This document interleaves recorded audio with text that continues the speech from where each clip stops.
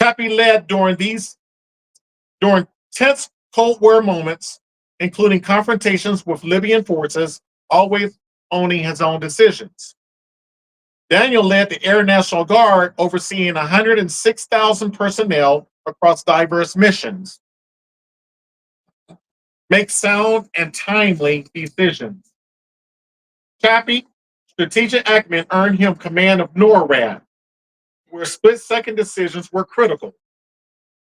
Daniel's leadership during the 9/11 operations required swift and strategic responses. Number 5, set the example. As the first African American four-star general, Chappie became a symbol of excellence and perseverance. Daniel was the first African American director of the Air National Guard. He upheld a legacy of excellence. Number 6, know your people and look out for their welfare. Chappie was known for mentoring young officers and advocating for unity and patriotism. Daniel prioritized readiness and support for Guard members nationwide. Number 7, keep your people informed. Chappie's speeches emphasized transparency and national unity, inspiring trust and morale. Daniel's leadership style emphasized clear communication and policy transparency. Number 8, develop a sense of responsibility in your subordinates. Chappie empowered others to lead, fostering a culture of accountability. Daniel cultivated leadership within the Guard, preparing future commanders. Number 9, ensure the task is understood, supervised, and accomplished. Chappie's commands were known for operational excellence and discipline. Daniel's tenure was marked by operational success and mission clarity. Number 10, train your people as a team. Chappie emphasized teamwork in combat and command settings. Daniel fostered unity across geographically dispersed units. Number 11, employ your unit in accordance with its capabilities. Chappie strategically deployed forces based on their strengths, especially in high-stakes missions like Operation Bolo. Operation Bolo, if you didn't know, in Vietnam, was when several MiG fighters were shot down, more than any has ever been shot down in one campaign. Daniel aligned Guard capabilities with national defense needs, especially during homeland security missions. Now we're going to talk about the 7 stars to guide the way. Ladies and gentlemen, today I invite you to look up, or tonight I invite you to look up, not just to the sky, but to the legacy of 2 extraordinary men whose lives formed a constellation of courage, leadership, and service. General Chappie James Jr. and his son, Lieutenant General Daniel James III, are not just names in the annals of military history. They are stars, 7 of them. In fact, that continue to guide the way for all who believe in the power of purpose, perseverance, and patriotism. Let's begin with the first star, honor. Chappie was born here in Pensacola in 1920, at a time when segregation was law and opportunity was scarce. He dared to dream of flight. He trained with Tuskegee Airmen and went on to become the first African-American 4-star general in the U.S. military. His honor wasn't just in his rank, it was in how he carried himself with dignity, discipline, and deep devotion to his country. The second star is courage. Chappie flew combat missions in Korea and Vietnam, but perhaps his most legendary moment came on the tarmac in Libya, when he stood face to face with Muammar Gaddafi. With calm resolve, he placed his hand on his sidearm and said, "I'm not going to let you take this base. You're not big enough." That wasn't just courage. It was command presence in its purest form. The third star, excellence. His son Daniel inherited that same drive. He flew over 300 combat missions in Vietnam and later became the first African American to lead the Air National Guard. Under his leadership, the Guard modernized, diversified, and expanded its mission. He didn't just follow in his father's footsteps, he carved his own path of excellence. The fourth star is perseverance. Both father and son faced barriers, racial, institutional, and cultural. But they never let those barriers define them. They broke through the ceilings not with bitterness, but with brilliance. Their perseverance reminds us of the progress is not a sprint, it is a relay passed from one generation to the next. The fifth star, patriotism. Chappie once said, I fought 3 wars, and 3 more wouldn't be too many to defend my country. That's not blind loyalty. That's a love of country and rooted hope. His son shared that same spirit, believing in the promise of America even when it fell short. Their patriotism was not passive, it was active, aspirational, and unshakable. The sixth star is legacy. The James family didn't just make history, they changed it. They opened the doors for others to walk through. They showed that leadership is no color, that valor knows no boundaries. Their legacy lives in every pilot who takes to the sky, every cadet who dares to dream, and every citizen who believes in more perfect union. Finally, the seventh star, leadership. Chappie led with fire and flair. Daniel led with quiet strength and strategic vision. Together, they modeled a leadership that was principled, inclusive, and transformative. They didn't just command troops, they inspired generations. So tonight, as we reflect on their lives, let us remember the sky is not the limit, it is the starting line. Together, these 2 great men exemplify how leadership principles transcend generations.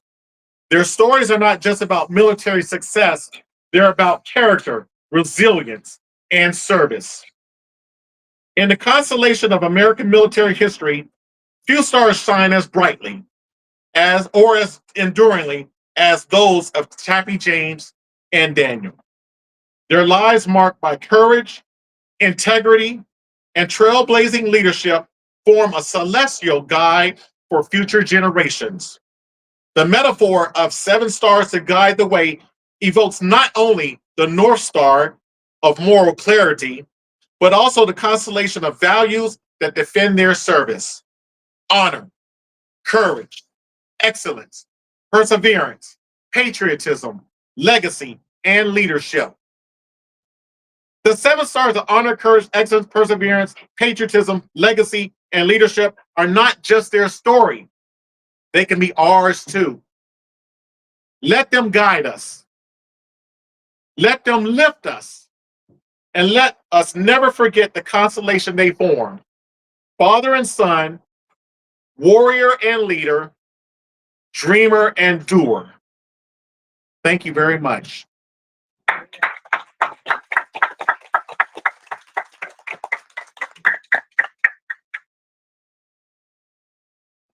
Join me again in thanking Commander Brown.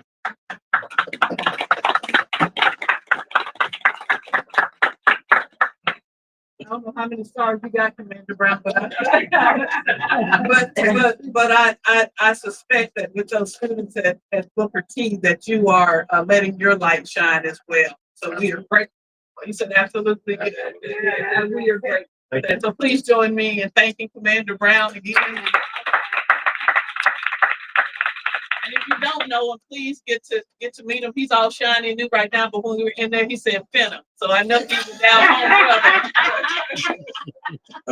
Education is a beautiful thing, but if you can connect to people, I think that's another beautiful thing. I'm just saying, from one country sister to a country brother, it's up. Yeah. But that's a beautiful thing, and I imagine that Chappie James and General James were that same way, that they had the spirit of connecting, as he mentioned, Chappie reaching back and teaching youngsters. One of my favorite people I got a chance to interview was Walt Richardson, and he talked about Chappie playing football with him. If you knew Walt Richardson, as tall as he was, he said Chappie James would tackle them and play with them. And then later, when he joined the Air Force, he got a chance to actually sing with General James. And so, how beautiful it is for us to have to see people in our history that we can see and touch, that reach back and make sure that their light continues to shine.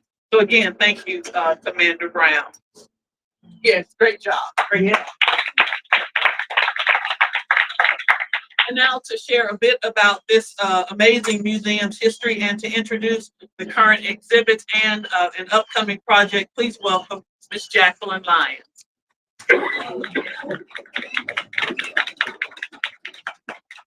Hello, welcome to Chappie James Museum. My name is Jacqueline, and I just wanted to let you know, as you walk through the museum, we have honored a few of our local legends here. You'll see Clifton Curtis Jr. displayed in our museum. Jewel Canada Wynn is also displayed. James Reed Polkinghorne is also displayed in there today, along with Arthur L. Williams. So please take your time and walk through the museum and look at those displays.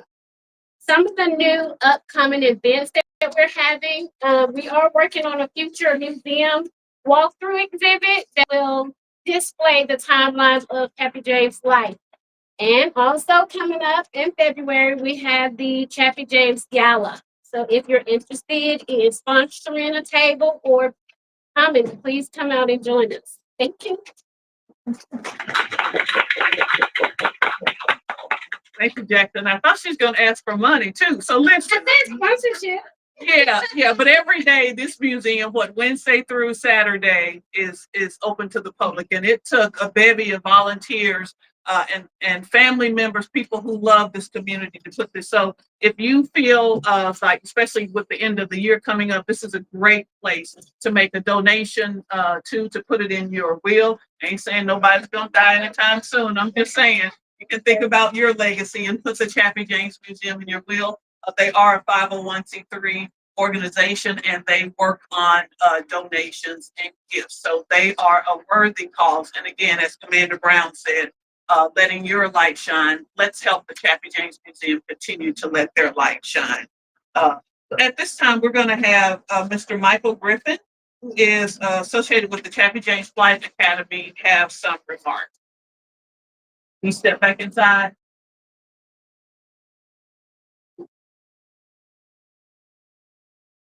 Mr. Charles. Michael Griffin.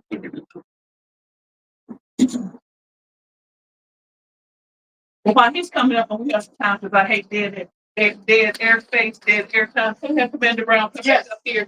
But I want to inquire. Okay. I want to know what made you join the military?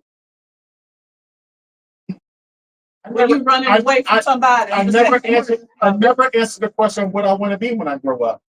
And in the Navy, I became an electrician when I was enlisted. And then after being out the fleet, I saw some officers that didn't quite measure up to what I thought were good leaders, and I said I felt that I could do better, and I was inspired to apply for the Navy ROTC scholarship and got blessed to receive that, and was determined to get back out in the Navy and continue on with my career. But I wanted to lead and see the world and follow my dad's footsteps as well, being a Navy sailor. So that was it. I'm thinking about what Chappie James said, it's your right to dissent and your right to contribute. So you literally took what he said instead of saying, I'm not going to dissent with this bad leadership that you saw, but you had a responsibility you knew about your responsibility to contribute. I could do better. I could do better. Yes. And being enlisted and then becoming an officer, they like to float around the term Mustang coming through the enlisted ranks. And you're a different leader when you've worn the shoes of those that you're leading. And it made a difference with my troops. They could tell that it was something different from by the way I led, because I was always thinking about my troops and their welfare and the families and their well-being, getting the mission accomplished at the same time. And you find a lot of leadership where people just give out orders and not concerned about a person's family or their welfare. So that was the difference. You wanted to make the difference. Absolutely. You wanted to Still, be the change. even today, still. Yeah, I can still. yes. Yeah. Thank you. Thank you so Thank you. much for Yes, ma'am. answering those. I appreciate it. Mr. Michael Griffin. Yes, ma'am. All righty. Please, join me in welcoming him to make remarks on behalf of the Academy. Good afternoon, everybody. Welcome to the Veterans Day. The Flight Academy started back in 1996. Four of us decided that we wanted to do something to give back to the local Pensacola community. We represent 3 of the 4 services, came to Pensacola to be flight instructors, and through that effort, we ended up starting the General Daniel Chappie James Flight Academy. Of course, I listened to the commander give a little bit of the history of the general. It was ironic that the kids in Pensacola during his era, even though they saw all of these red and white airplanes flying around, had no clue that they could do that in the Navy. So we decided that we would honor the native son, General Daniel Chappie James Jr. Instead of, to be quite honest with you, instead of giving you a speech, I would much rather take you into the Flight Academy and show you what the kids have been experiencing for the past 30 years. And we started in 1996. So would you like to go see the Flight Academy? Let's go show and tell instead of talk. How about that? Program. Okay. We're gonna finish the program first. And just take all of my audience with us. I know, right? It's like, come on, I like that. Oh, you leave from the front, okay. Well, I got a commander back here.